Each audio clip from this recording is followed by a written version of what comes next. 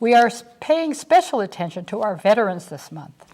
And Bob, you're a veteran. Yeah, all of a sudden, a long time ago. I was in Vietnam 51 years ago. Oh, no. And you know, we talk a lot about the Gulf Wars, and we talk about Vietnam, and we talk about World War II. And we should be talking maybe a little more about World War I, and especially this month, because November 11th has some real significance to it.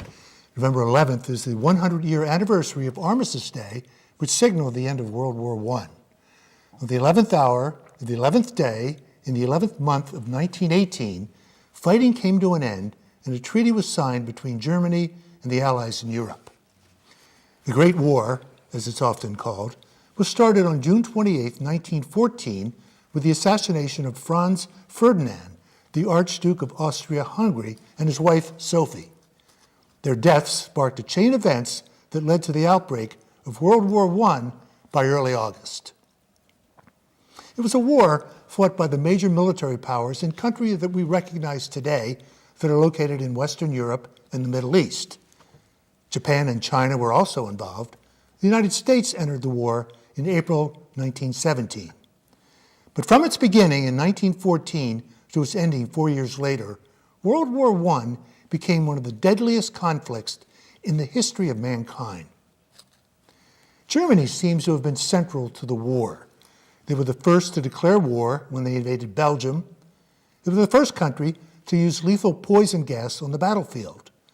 They were responsible for using submarines to sink passenger ships, which created international outrage. The most notable sinking was the British ship, the Lusitania, which carried 1,198 people, 128 of them Americans. And on April 2nd, 1917, Congress authorized a declaration of war, and the United States joined France and Britain to fight the Germans. Now, as I mentioned, World War I lasted for over 4 years, and I can't emphasize enough how deadly the war proved to be. Over 16 million people died, and that included an estimated 10 million military personnel. Additionally, there were an estimated 37 million casualties of both military and civilian. Now, in the end, for America, around 4 million soldiers were mobilized, and 116,708 American military personnel died during World War I. There were also over 204,000 troops wounded and 757 civilians who died due to military action. Now, you've all seen this poppy worn on Veterans Day and Memorial Day, and the poppy has a special meaning. Once World War I was over, the poppy was one of the only plants to grow on the now barren battlefields.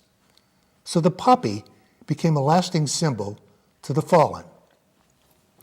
There was a region in Belgium during the war called Flanders, and a poem was written by Canadian Lieutenant Colonel John McRae, and it was called In Flanders Field.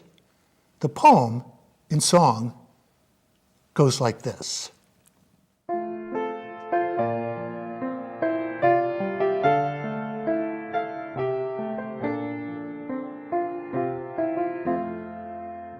In Flanders fields the poppies blow, between the crosses row on row, that mark our place.